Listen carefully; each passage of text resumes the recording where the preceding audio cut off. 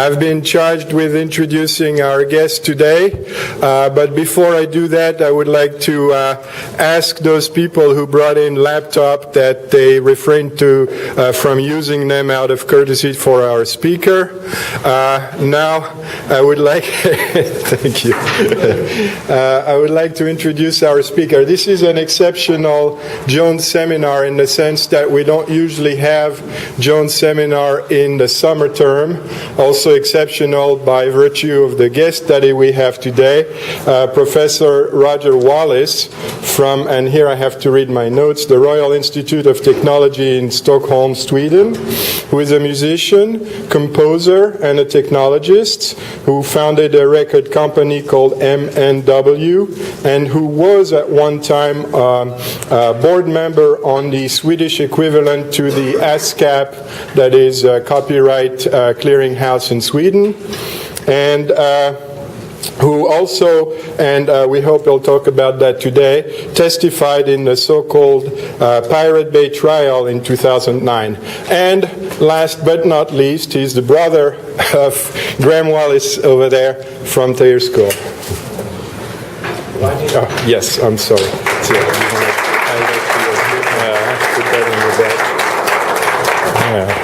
Should be all right?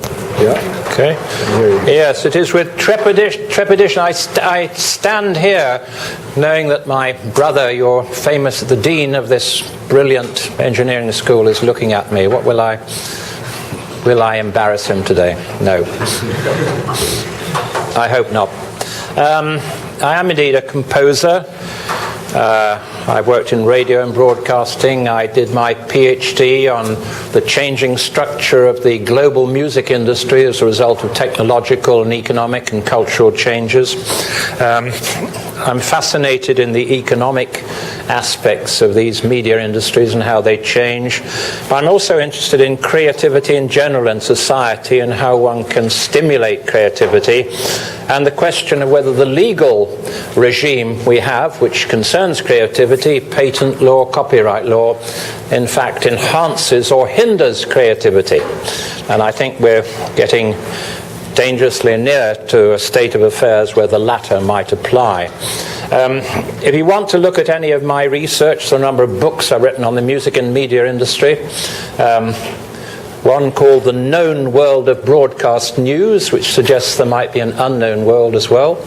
And a project we did for the European Union on the music industry's response to digital technology, which is, you'll find it on www.musiclessons.se. SE is for Sweden, which is a small country in the north of Europe and is not the same as Switzerland. I thought I'd let you share a very interesting and unique document, and I hope you've all got a copy of this. It's rather a funny document. We go back 5 years in time. I think it was a Friday morning. 7 o'clock in the morning, there was a so-called dawn raid on one of the most respected ISPs in Sweden, a company called Barlow. First, the bailiffs came in. The bailiffs are sort of people who turn people out of houses if they haven't paid their rent, and they're called here the Special Enforcement Unit of the Stockholm Enforcement Authority. I don't think that exists, but never mind. And the idea was to find what the representatives of the US record industry and the Hollywood film industry claimed were millions and millions of illegal files on servers that were being spread around Europe. The bailiffs found nothing. The police came in. They found nothing on Barnhof's servers, but they did find an interesting computer in the coffee room, which was full of US films. And it turned out afterwards that most of the films had been planted on this machine by a provocateur, whom the Hollywood film industry in their emails called Agent Rouge, who was paid to pal up with a guy who worked for Barnhof and make sure that the police found something as they came along. Now, the interesting thing is the MPA, of course, went out with a press release electronically, but made a great mistake. They forgot to eradicate all the previous changes in the press release, and you can see them here. And there's some rather sweet little things. For a start, the press release was written about 3 days before the event took place. The only films that were found were on this computer that the chap who worked there and played around in his spare time with his buddy, who was paid for by the MPA. And also, initially, they were going to link this to international terrorism. And as you see, the paragraph 3, according to the local authorities, these servers are also being used for distributing training instructions for the terrorist group known as the Yellow Brigade. Financial links between copyright theft and the organizations are being investigated. Well, nobody's heard of the Yellow Brigade. There is a Red Brigade in Italy, but we did some research on the Yellow Brigade and found the Yellow Brigade, in fact, was an army unit that a king of Sweden formed in 1720, and that's the only reference to a Yellow Brigade we could find anywhere.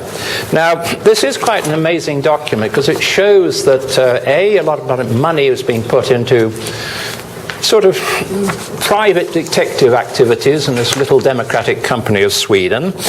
The people who were paying the money were not concerned about trying to spread a whole lot of fibs. None of it was true at all. The whole thing fizzled out. It was problematic for Bahnhof because they got a very bad reputation. People thought, what are these people? They lost a lot of customers. They're back again. They're a strong company now.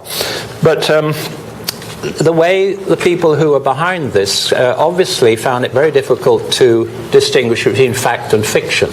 So I think this is quite a unique document, and if anybody gives you the electronic thing, you can actually see above the changes who wrote them and at what time they wrote them and how the whole thing grew. That was 5 years ago. About just over a year ago, we had the Pirate Bay trial. I was called in as an expert witness. I say I don't know the guys in the Pirate Bay. I've only seen them once in a court. It was a strange sort of court case because it was a combination of a criminal and a civil action.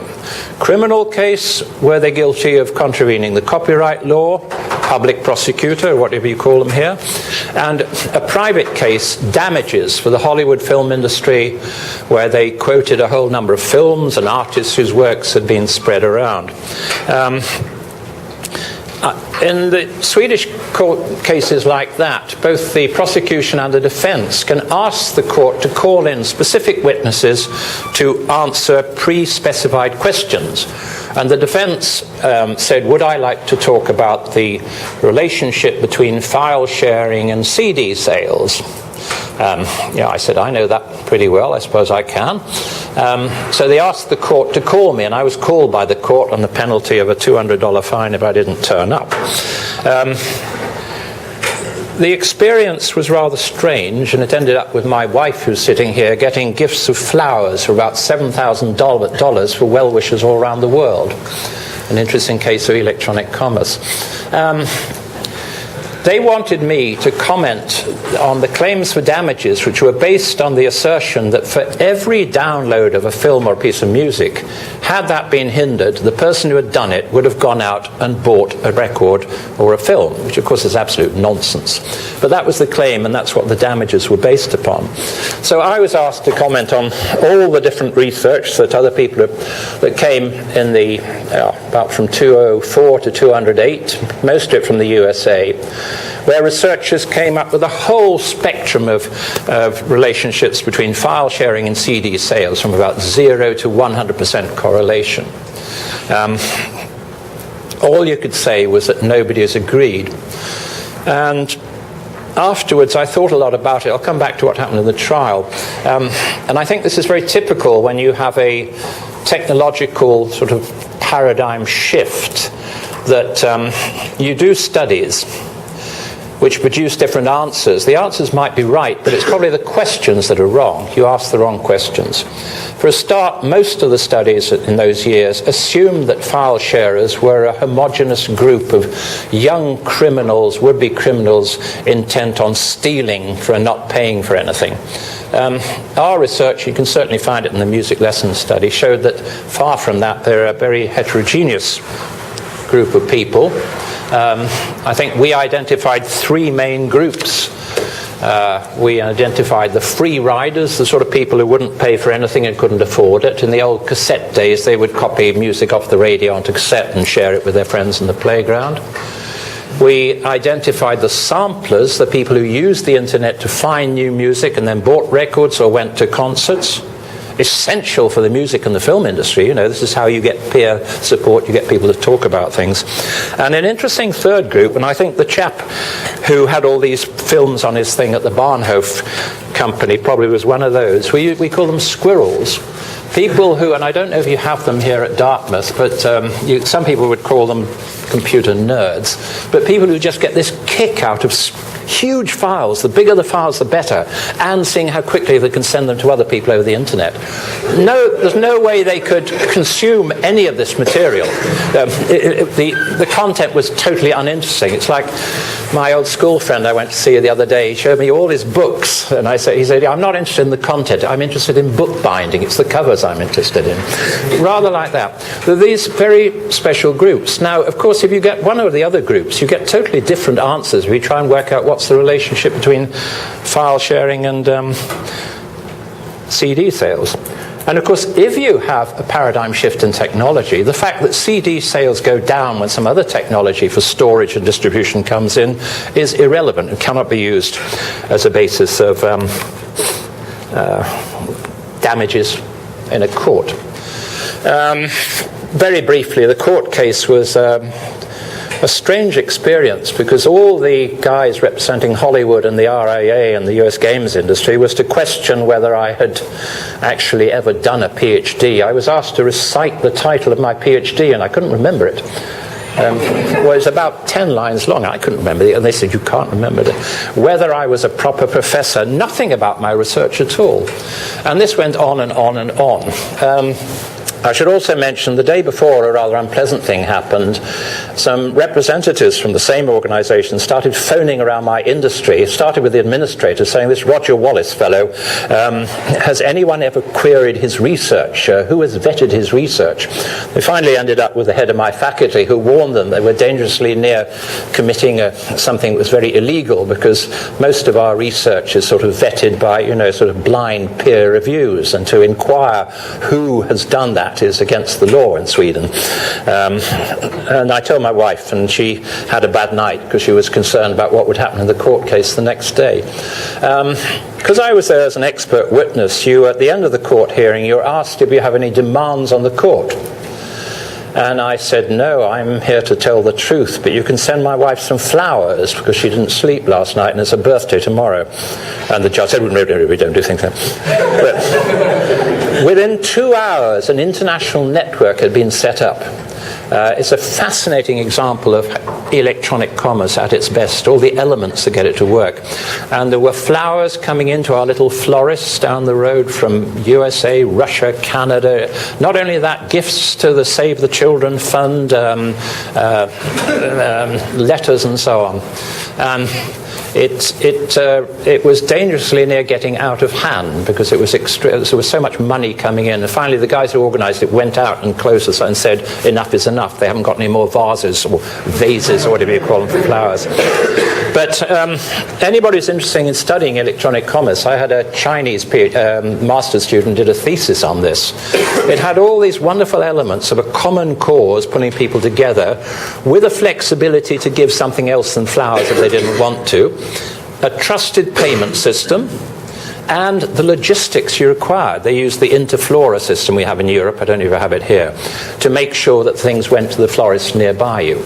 And the whole thing worked, and of course it was in the press, and everybody, far from remembering the terrible criminal acts of these lads, they remember the poor old professor's wife who got all these flowers. They got 2 years in prison, but still the appeal is coming at the High Court in September. Unfortunately, the Swedes have changed the law about High Court appeal cases. In the past, you had to go through the whole thing again. So I thought, I can ask for a bottle of champagne this time or something. Now, which I think is very dangerous for democracy, they just look at video recordings of the lower court case. It's very hard to bring in new information and data, because, there's a heck of a lot's happened since February last year as regards the research I'm working in. So we'll see what happens. On the other hand, maybe it's just of no interest now. I mean, the Pirate Bay guys will move on and do other things, and we'll see what happens. I'm going to talk for about half an hour and show you some pictures. I might skip through some of them. I don't know if you've all got these little handouts. If you haven't, I guess there'll be some more. I'm not a lawyer, but I get very involved in legal matters as a non-lawyer, trying to understand questions of content distribution in the digital world. I'm also a composer, and I think, I support copyright. Copyright cash from a song I wrote for a thing called the Eurovision Song Contest. It bought our first house, so I have a certain reason for accepting that. I should also point out that money from that song has not decreased because of file sharing. On the contrary, it's popular on the internet, which means it tends to get played at concerts, it gets played on radio stations, and my income has been stable the whole time. So the record industry argument that the music sector is losing from file sharing is a load of rubbish, and I will give you figures for that from Sweden. But anyway, copyright, patent law, we had a discussion together before this, and I think you question whether we should have copyright at all, in a way. Yeah, okay. Well, then I wouldn't have bought my first house. Well, I'd have found another way of doing it. But what should the purpose be? Why do we have copyright? Is it to, I'm standing in the way, is it to provide an economic incentive to create? Or is it to control the rights of those who have products or ideas in the marketplace? Now, hands up those who think the main purpose is to stimulate people to create. Those who think it should be there to help people control what happens and protect their place in the marketplace. You put your hand up twice, didn't you? No, you didn't. Okay. Or is it A plus B? I think probably it is A plus B if we accept copyright at all, but there must be a balance. It can't just be a thing for controlling power in the market, or you will hinder the evolution of ideas, which I think is what is happening now. I think if it is A, I think it's likely to create many new jobs and new business initiatives. If it's only B, it's likely to protect existing business and limit technological advances. This, if you go through the history of the music industry, this has been the case every time. Copyright has been used to try and stop technological advances. Innovation. How many innovations are not based on improvements of existing ideas? Can anyone think of anything? I can't. My brother probably can, because he's a genius, but I can't. Can intellectual property laws hinder improvements of existing ideas? Certainly the Digital Millennium Copyright Act and the law we have in Sweden does in a way, because in both those laws there's a little paragraph that says that anyone who fiddles with an encryption or a key or a lock on any bit of software, a bit of music or film, without the permission of the person who owns it, is committing a criminal offence. Now, if you see something and you think, I'd like to improve this, you've got to go in and fiddle with it. If the law says it's criminal to do that, then that can hinder innovation. Are protection periods too long? 3 to 20 years in the patent world. I think wallpaper designs are 3 years or something. Gramophone records product, 95 years in the States, from 50 to 70 in Europe now, which means that loads of archive materials held by private institutions and broadcasters are just locked in because nobody knows if someone will turn up who says, I own a bit of music on it. I did some studies on the money flow when I was sitting in the copyright organization. The change from 1995, when copyright on works of music was extended from 50 to 70 years. That means 70 years after I die now, this thing will be protected. It will go to my undeserving heirs, presumably. Well, maybe deserving, I'm not sure. I found that in 1995, we were paying about 3% of the money that came into dead people. By 2008, it was up to 13.6%. Rachmaninoff is not going to write any more piano concertos. I think we can agree on that. Can we? we can agree. So in other words, if more and more money all the time is going to dead people or the undeserving heirs of James Joyce and Roger Wallis and other people, who's going to do the new creative work? And of course, for the large companies who amassed huge swathes of copyrights, this is excellent. You can look at this, the names here, but there are loads of studies that suggest that there are negative effects of IPR laws on innovation. They hinder innovation. You go through some of the classic cases, the electric light bulb and the candle makers cartel, candle makers having secret meetings, how do we stop the electric light bulb? And of course today candles are used for art and so on, and there are always new uses appear. I think ice from the Great Lakes, General Electric refrigerator, whiskey on the rocks. We even have a hotel made of ice in Sweden in the summer up in the north, which people go and have their honeymoons there, you know. And the CD, today this huge market for vinyl LPs. And I don't know what it's like in the States. In Sweden it's gigantic if you pull your old box of vinyl things out there, works of art. Some people like the scratchy sound and so on. But let's look at the music industry. There's a chap called Jet Leonard who wrote a book called The Future of Music together with a chap from Berkeley. And he went through, and I think there's more research should be done in the States on this, but the first one he found was the pianola industry. You know what pianolas are? These self-playing pianos where you press pedals and you can actually hear Debussy playing his own piano works on that, you know, as you know from your French origins. Yep. When the gramophone cylinder came, they were very active with I don't know what lobbyists were like then, they were probably slightly different than they are now, saying that there will be so many thousands of jobs will be lost in the USA if they ever allowed this new technology, the cylinder, to get off the ground. Radio and music probably is the best example if you want a parallel to what's been happening in the last few years. In the USA, the music publishers, when radio came to the USA, they were very active. They were the dominating power. They sold sheet music. They went to Congress and tried to get a law to ban music in all future, in all perpetuity, music to be played on this new thing called the radio. Can you imagine that? Because there would be no creativity, no more music will be written, etc. Go back to the 70s, the cassette. Hand on my heart, sir, Mr. High Court, if you allow the cassette in the Sony Betamax case to go through this technology, there will be no creativity, nothing will happen, no more films, no blah, blah, blah, blah. And of course, the High Court in their wisdom threw it out, and they found they could make a hell of a lot of money renting cassettes and selling cassettes. This is the way it goes. The rhetoric is the same. File sharing in Napster. Now this interesting game that's going on with the different courts, with YouTube getting safe haven, Grokster encouraging people to file share, Google surviving all the time, even though there's more copyrighted material on Google than on any other place. But Google does not actively encourage people to do it, apparently. I don't know why. Very funny. But the common pattern is to try to stop the technology, sue the technology companies, gain time to adjust business models, and find ways to control the market. That's what's happening. And you get the same small group of lawyers, IPR gurus, making a mint, demanding tougher IP laws, or there will be no more creativity.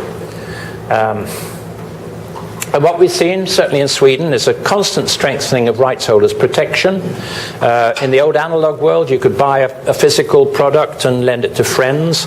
In Sweden, certainly, you cannot send a digital copy to a friend over the internet, but you can send a CD in the post, and that's not illegal, but the other one is illegal. And an extent of the control of copyright to not only what you do when you buy a thing, but how often you listen to it, where you listen to it, on which device, with whom, in which location, how many times, for how long. It's an extraordinary expansion of the control over what can be done or cannot be done. On the other hand, one can argue that there are loads of macro-societal advantages. Above all, access of citizens to all sorts of content. I believe that anything that provides more access, that increases interest in cultural products, experiences for citizens, can only be a good thing for society. Then it's up to the businesses to find ways of making money out of it. And I think we agree on that. Yeah. And I think it probably gives more jobs. We got some statistics because there was a recent thing, I think it came out of the International Chamber of Commerce as part of the ACTA negotiations in Brussels, trying to get stronger trade laws against strengthening copyright even more. And one of the claims was that file sharing has led to thousands and thousands of jobs disappearing from the creative industries. Well, in fact, if you look at the live concert industry, there's been a huge increase. And it's quite interesting. For instance, I got the figures. One open-air concert, large open-air concert, provides work for 560 persons for 2 days. A big concert tour would give 50 extra persons work for 45 days. You know, all these sort of jobs. And I got these from Live Nation, which is an American company. They control most of the live concerts in Sweden. And they've seen their business exploding. The rhetoric is piracy. Started off by comparing file sharers to drug barons, illegal CD factories. Free. Nothing is free on the internet. You've got to buy a connection, you've got to buy a computer. Moral panic in society, no more creativity. And above all, the music sector has lost 60% as a result of file sharing, which is an absolute lie, but the politicians have bought it. Same time, the same actors are very slow to offer any legal alternatives. And as I say, if you cannot download Beatles legally, which you still cannot because they can't agree on the royalty share, you can't blame people for going somewhere else to find them. Facts from Sweden. File sharers are the most active consumers of cultural products. Frequent illegal downloaders of film in all age groups buy more cinema tickets than those who do not download. Avid downloaders who are frequent film makers are up from 31 to 35%. Avid film downloaders who never go to the cinema are dropping all the time. And this is a general thing. Those who download, you hear the kernel, the core of the people who really go and create and develop an interest and go to the cinema. And the music industry has not lost 60%. These figures are very, very hard to get hold of, but this is a master's study we had with a few people who worked on it. And it shows that music industry revenue in Sweden has been more or less constant throughout. And this is the age of file sharing. 3.8 billion Swedish kroner is what, 400 million Swedish kroner or dollars or something or other like that. Now, the bit at the top is income from for the record industry, for CD sales. That's decreasing. This is live income from concerts, turnover. This is an interesting one that's increasing all the time. And they call it collections. It's income which is rarely talked about, but is there.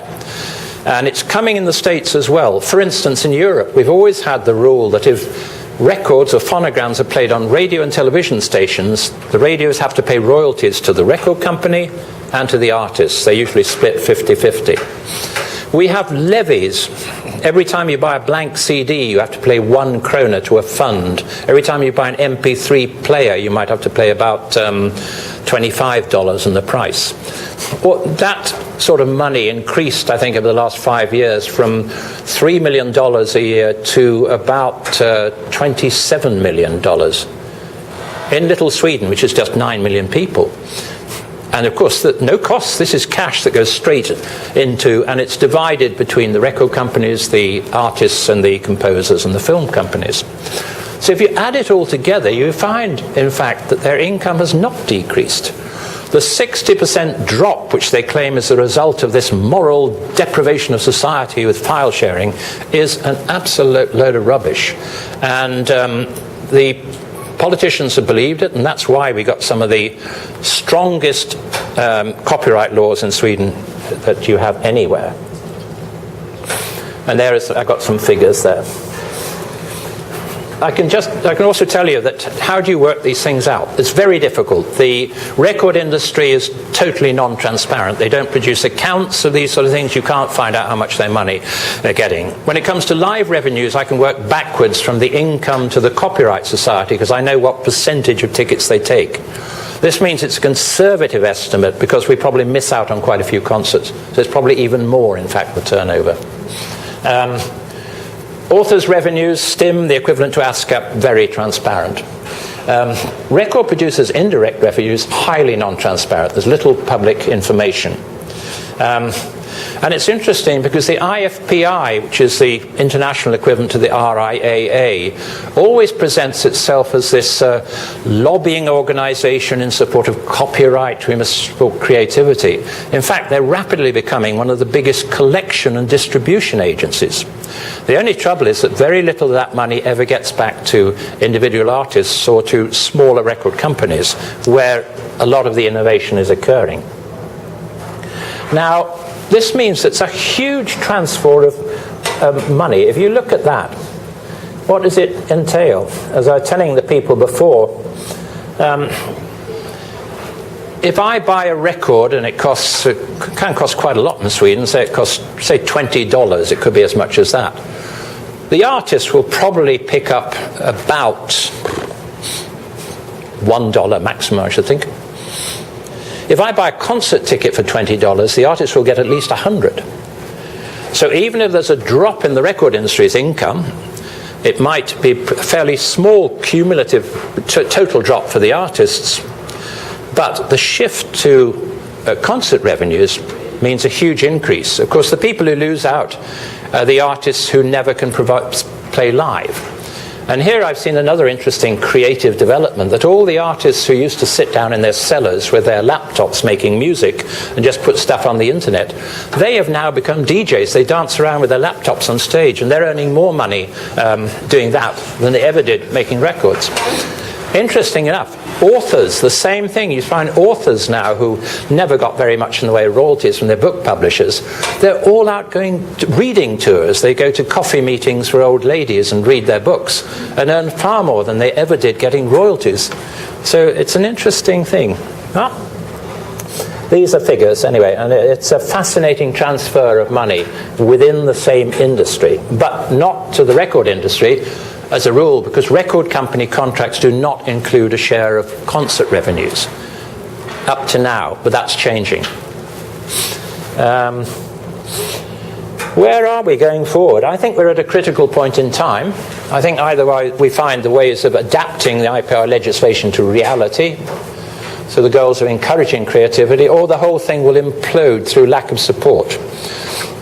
There's a lot more knowledge out there in the internet age amongst young people about what happens to copyright, how little the artists get from the big record companies.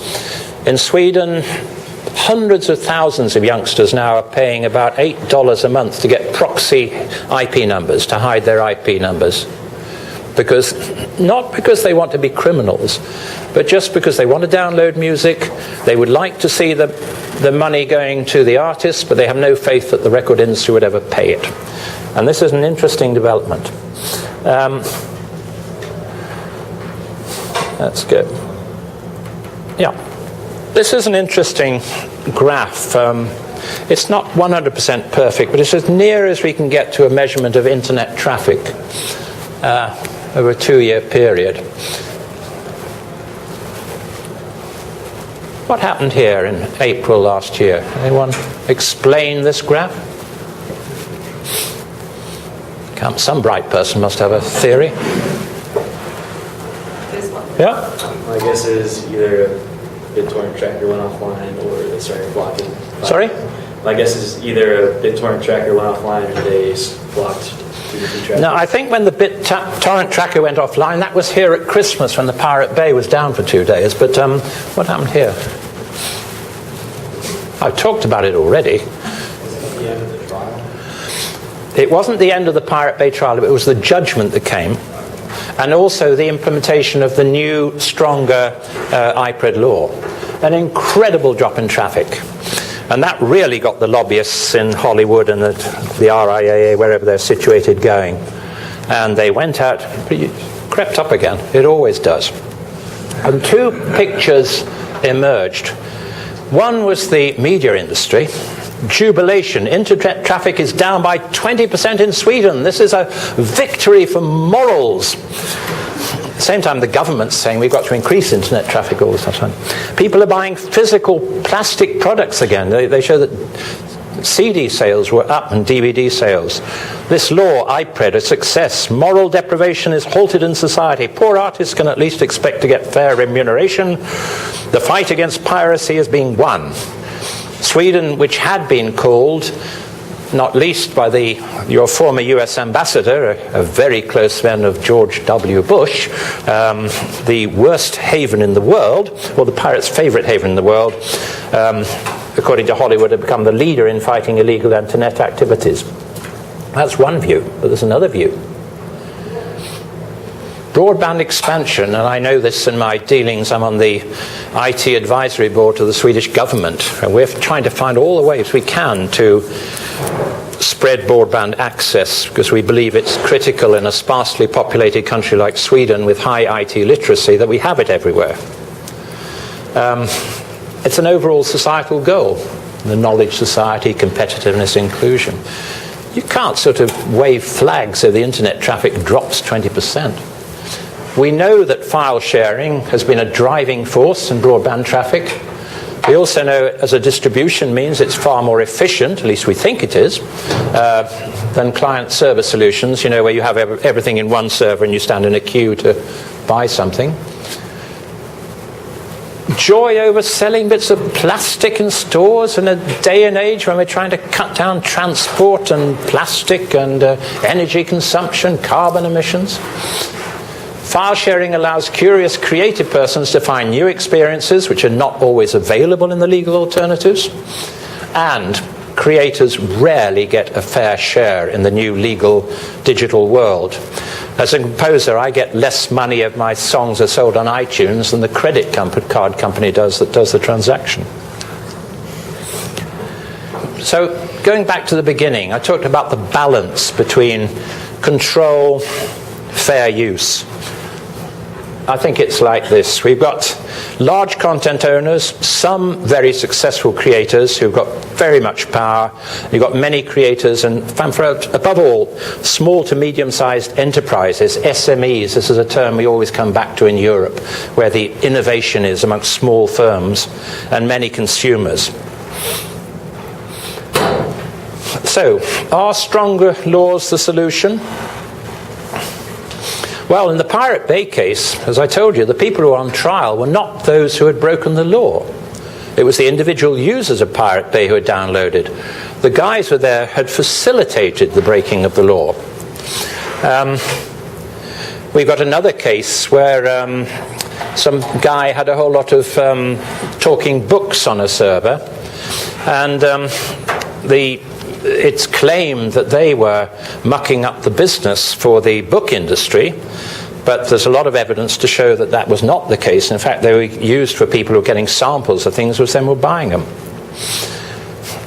One of the worrying things for me in Sweden is that the Anti-Pirate Bureau, they are the people who are funded by the Hollywood film industry, the RIAA, they're like a sort of a secret police force in society now. They can go around sniffing and spying and see what people are doing, almost with no control whatsoever. Prior to the IPRED law in April last year, they had to go to an organization called the Data Inspectorate, which is a sort of monitoring privacy issues in Sweden, and get a permit to go and sniff and take screenshots and store and so on.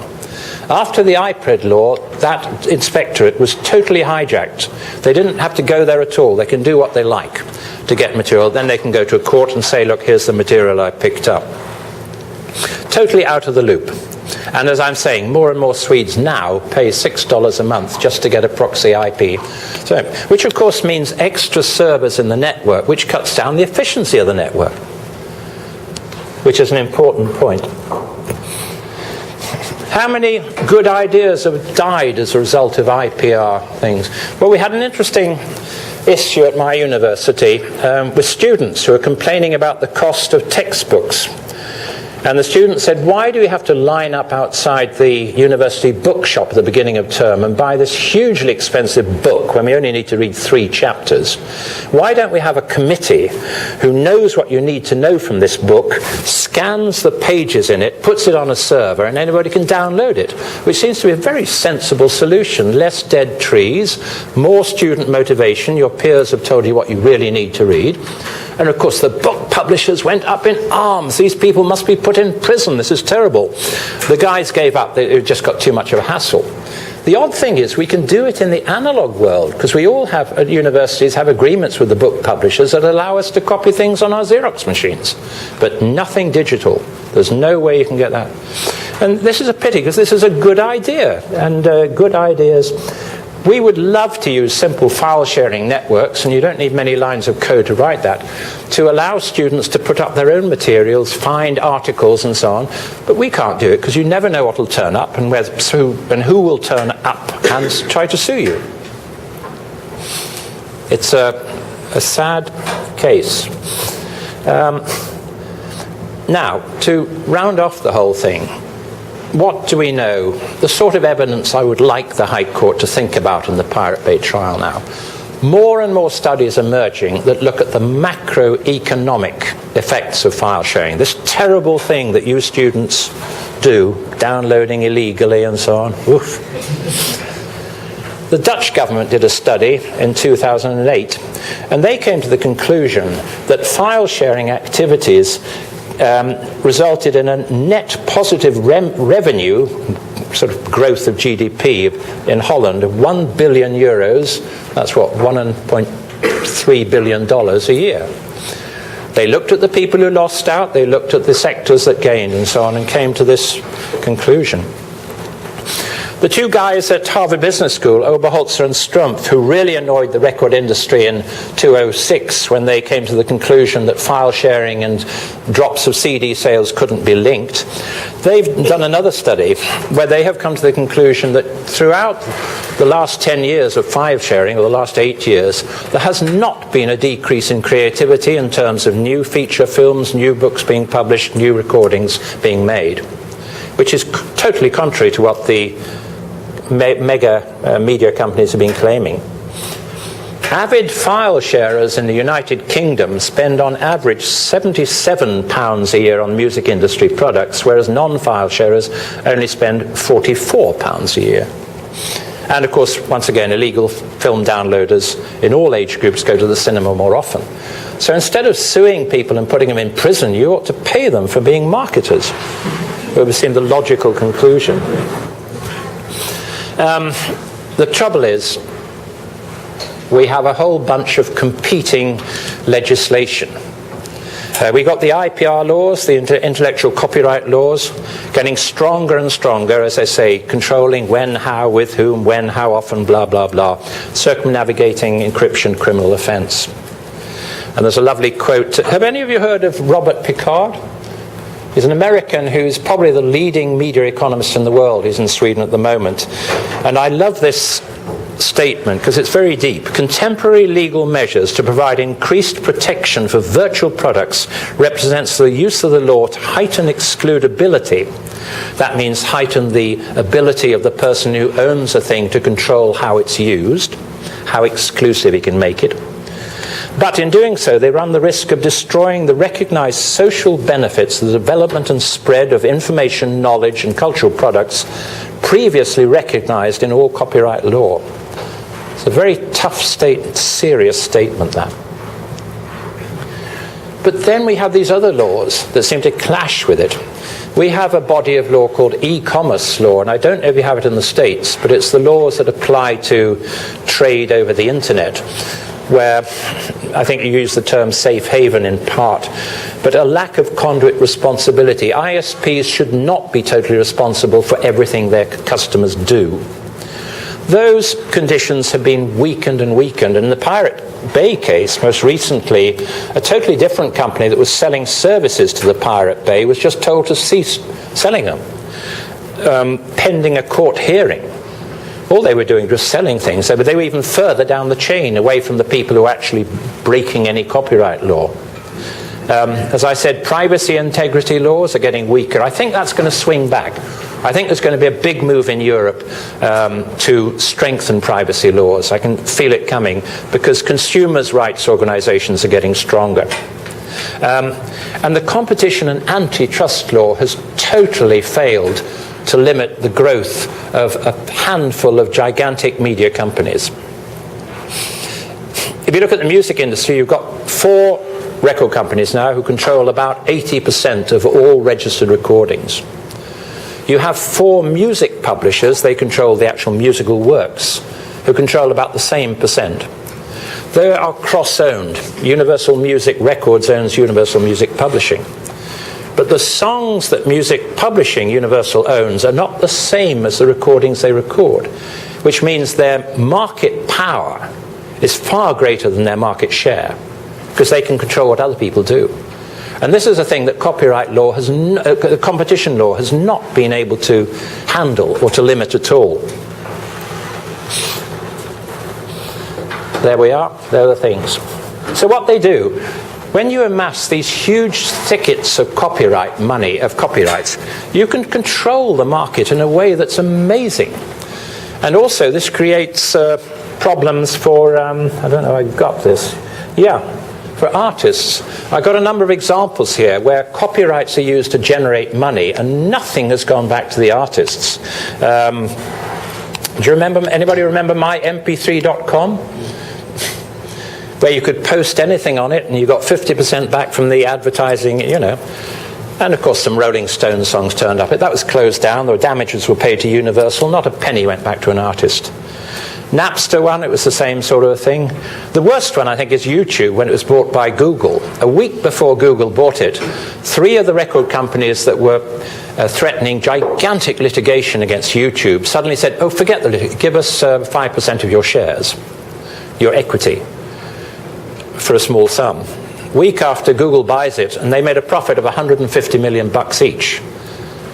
They declined to share that with the artists because they said it was not a royalty income, it was an equity income. But they were using the artists' rights to get that, otherwise they couldn't have done it. Nokia, the telephone company, Nokia, whatever you call it here, they paid $50 million to the 4 record companies just to be able to start the campaign called Nokia Comes With Music. That went in as a lump sum. None of that has been ever paid out to an artist. And I know that because I happen to know Robbie Williams' manager very well, and we went through all his royalty returns to see if they could think any of this cash coming out of that. None of these sort of things filters through to the artists. And there seems to be a new type of business model developing, which I think is a major threat to creativity, based on the fact that you have this huge power in the market, where you use it to stop people doing things unless they agree to your terms. That's what happened with iTunes. iTunes couldn't get off the ground until Jobs said to the 4 record companies, okay, if you give me your material, if I pay you, it's at 67 cents of the 99. So he didn't make any profit out of that, but he just wanted to sell iPads and things. The model that's developing now with the big record companies is that if somebody wants to get a service going, and I'm giving an example of Spotify, which I gather that's illegal to use in the USA. It's an absolutely brilliant service where if you're content to stream music, not download it yourself. Very easily, user-friendly, everything on it, and it's getting very, very popular in Sweden. To get off the ground, they had to give away 18% of their equity to the 4 big record companies, clearly acting as a cartel, there's no doubt about it. I think they paid something like $10,000 for that. Spotify now is worth tens of millions of dollars, so that's a gigantic thing. They also demand a huge upfront payment. It's the same with the film companies, incidentally. And then a fee for each usage, which is cut off the upfront payment. But the fees that come back for usage are only a small percentage of the huge upfront payment. So you get this chunk, which is called unallocable royalties, which goes into a black box and is never paid to artists. So a number of artists have been reacting heavily against this, because it turned out they got 0.00003 cents for each play. One artist noted that after 350,000 people had pressed the button to listen to his song, he could buy dinner. But the big record companies are making a huge amount of money. So what should we do? I'll round off now. I think we need a more holistic view of legislation where these different types of legal regimes, the copyright regime, the antitrust regime, the privacy regime, the e-commerce regime, can work together. Adapt laws to overall societal benefits, not to certain business interests with strong lobbying power. Strengthen the rights of creators who transfer rights to producers. If producers sit on rights and don't do anything, then the rights should go back to me. I have loads of songs which I signed away when I was a young guy dreaming of success in the music industry in the 60s, which will stay with Universal Publishing until 70 years after I die. There's no way I can get them back, even though they didn't do anything. The contracts are so vague. So vague. And the law says I was a fool to sign them. Maybe I was, but I didn't know them. Demand active exploitation. That would shake the industry up. If music publishers were forced to show every 3 years that they'd done some active exploitation of each work, or give it back to the composer, that would create a whole new brand of young entrepreneurs and publishers that would really shake the business up. And why not introduce the concept of fair reward, the Starbucks coffee thing where you pay an extra $1 and the guarantee is X dollars per pound go back to the poor coffee grower in Kenya. Okay, we don't know it does go back to him, but that's the theory. Why couldn't somebody start that in the music industry? That would be really interesting. That would shake up the 4 record companies. 50% at least. I mean, there's no production costs, no transport costs, no storage costs, no... But who could do it? As far as I can see, the only people who could do it are Google or the big telephone companies when they're looking for a competitive advantage. Because what's happening now is that music's becoming like running water. Everything will be available somewhere, which means that if you're a supplier of music, you've got to find a competitive advantage. Why not go out and say, if you buy from us, we guarantee the artists and the composers get 50%. That would give you a competitive advantage. And I think the telephone or the broadband industry could do it because they are so big now. They dwarf the media industry. And that's the reason. Money speaks, as they say. I think we should encourage more user-generated content in social media via more generous fair use rules. This happens to be ridiculous that if a little kid draws Donald Duck's beak and extends it, Walt Disney comes in and puts in a takedown notice. Ludicrous. Orphan rights. If you don't know who owns a thing, you can't get, and you try to find out and you can't get any answers, you can't get taken, shouldn't get taken to court when some hidden owner turns up. Maybe waive the compulsory license stick. That is, the government comes in and says, come on, Beatles must be available. We will decide a price. This happened in the USA, I don't know, it was in the 20s or the 30s for mechanical copyrights, the amount of money from a gramophone record that goes to the composer. That's decided in law here because the publishers couldn't agree with the record companies. And I think judges in court actions, not least in the District Court of Stockholm, should be capable of weighing different legal regimes together rather than merely implementing stricter IPR laws. Is there a light at the end of the tunnel? I think there is in Europe. The European Union is making statements such as new thinking is needed to find the right balance, so there's proper protection but also fewer barriers to creativity and patents and IPRs. There are things being said. And finally, remember history. What would have happened if the music publishers had managed to get Congress to put through this law and get it approved in the High Court that music will never be played on a thing called the radio in America? Can you imagine that? That was what they wanted. So, my answer is make file sharing legal via fair payment. How? Well, in Sweden, I'd far rather see the money that all these people are paying for proxy IP numbers go to the creators, not to the record companies.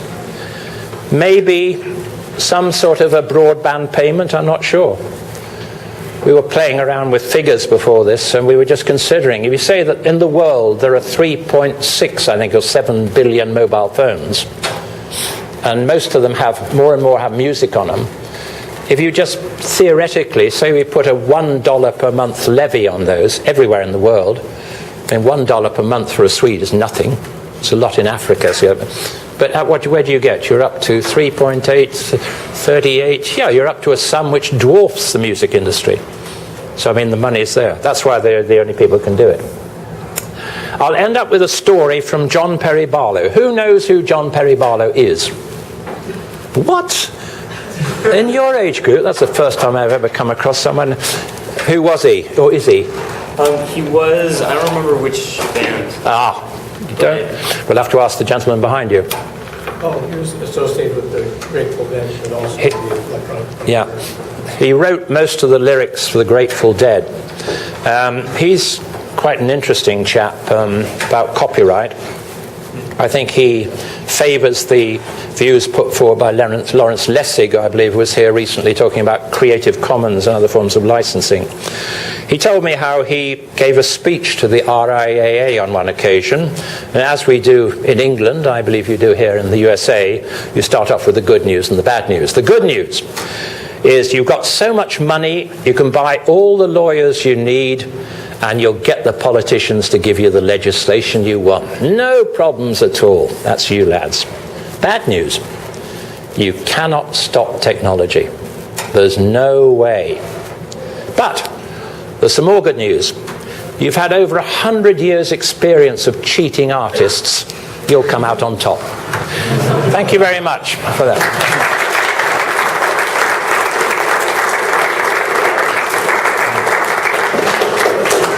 There are 4 minutes to go. If anybody wants to question the validity of my propositions, please do so.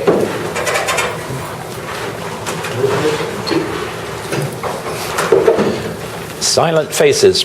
Was there any information which you thought was new or of value? Yeah. So Yeah. I was wondering if the Pandora, the website, the popular website in Sweden, the Pandora.com, is that a popular website in Sweden, in your area? Not really. I don't know much about it. Where's it based? I don't think it's legal inside the U.S. It's a U.S. website. Pandora is a U.S.-based streaming website where you can give it artists that you enjoy, and it plays songs that are similar in genre for free. Is it legal here? Yeah, it's legal. And it's, Yeah. There's a certain number of songs. We haven't got, I think Spotify has taken over everything. And of course Pirate Bay too. I mean, there are an awful lot of small record companies and artists who have a totally different way of working. They put all their music out on Pirate Bay, and then they generate money from T-shirts and concerts. And of course this is the thing that big companies don't like, but that's the way they do it. Yeah. What is the shape of live concerts between, you've done some research on this. Are there more artists doing live concerts, or is it less artists doing bigger ones? If you give these statistics to the record industry, they say it's just the mega stars. It's Bob Dylan, for some reason, who can't stop giving concerts because he needs more money, or Elton John. But in fact, we found that the range is getting huger. There are a lot of mid-sized and small, purely because the smaller record companies work together with concert arrangers. So in fact, the range is increasing. And also, in fact, the statistics show that the amount of money staying in Sweden from concerts is increasing, which means you have a lot of local artists in their local areas doing things. But I think the statistics miss out on a lot, so I'm sure it's a conservative estimate. There's probably more going on. But I find this a very positive development in society. It means that people meet together. We have another body of research at KTH where we've been looking at the relationship between the virtual and the physical world in a number of different industries. We looked at in banking, why have bank branches not disappeared when everybody said they would? Travel agencies, health and so on. And it seems that human beings have this huge need for some sort of physical product or experience when they get too much of the virtual. So if you're too much with your computer, you need to go to a concert, or you need to go to a pub with a large screen watching a football match or something with your friends to know that you're here, your feet are on the ground, you exist, you know. And it's an interesting, so the relationship between the tangible and the intangible is extremely interesting, and we need more research. And I find it very healthy that human beings are like that. They don't totally become zombies. Professor Wallis. What was that bar chart you showed me that showed that old photos like downloads all of the junkies? No, this was the one. It's not. These are just. It's not the same, but it's within the group. It's the same percent. It's amazing that people in Sweden who are between 65 and 85 years who download film illegally, 33% of them go to the cinema regularly, whereas 15 to 29-year-olds only 28%. This is a comparison between those who go to the cinema regularly who download and those who download. Not the amount of downloading they do. No. Well, there's a minimum number to be classed as a downloader of film. But in their same age group, those who never go to the cinema, it's only 7%, you know. They don't. So, and it's the same thing if you look at CD sales. Every age group, those who download illegally. And of course, it's easier with film because almost all downloading is illegal because there's so few legal sites in Sweden. Yeah. I understand the main focus of your research was on music and media, but with this internet revolution, it's also affecting other industries like software, and I'm wondering if you did that at all. Like how it impacts things like you have like software like Photoshop being like software is because there you have the open source movement, which is fascinating. It's a movement forward where you don't try and protect the baseline, but you earn money on putting building blocks together, as opposed to Bill Gates, who protects his core software. But what it does affect, of course, is sport. And sport's interesting because with a huge interest in football in China and the inability to get to see all the English Association football matches, you have an awful lot of people who rip them off, and they turn up in China. And the interesting thing there is that companies like sort of McDonald's and so on love it because it means that they get free advertising, you know, all over China. The Football Association hates it because it means they can't sell it for, you know, pay-per-view services. So it is affecting. But music is interesting because music always is the first industry, usually, that assimilates new technology in the media industry. It's easier with music. The other interesting thing, of course, is the pornographic industry. We usually say that pornography and gambling drives new media technology. And if this is the case, well, maybe it's not, because if you go back to about 2002, I think, that was the year MP3 took over as the most sought-after search word in Yahoo from sex. And it's quite interesting to see how quiet the pornographic industry has been in this debate. And I think it's because it's rather hard to sell the moral card if you're in porno. It's hard to say our artists are suffering because people are downloading their works if you're working with pornography. It's easier with music, you know, if you see what I mean.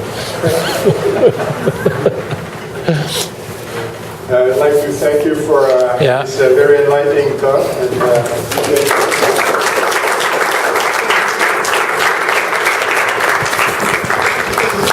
I have also signed a paper which says that what I've said today can be distributed anywhere in the world over the internet for free.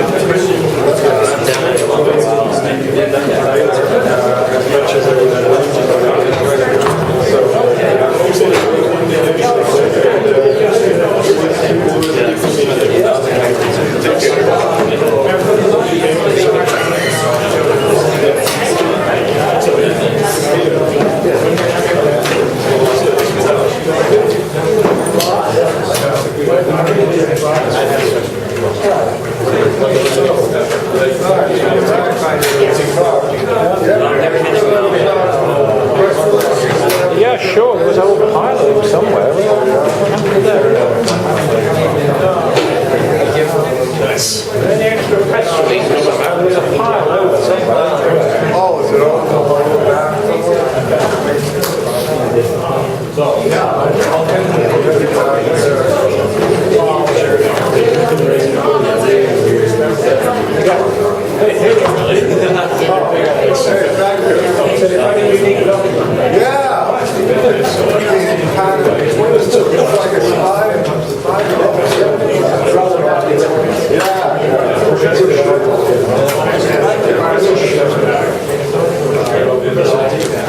So, thanks for the technical. Hope that was all right. A lot of data, but you have to give them the facts.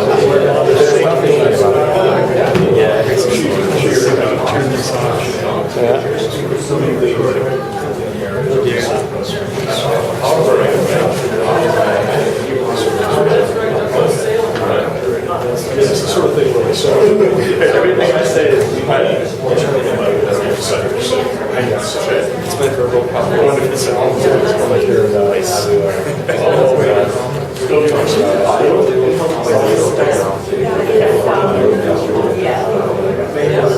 think you can.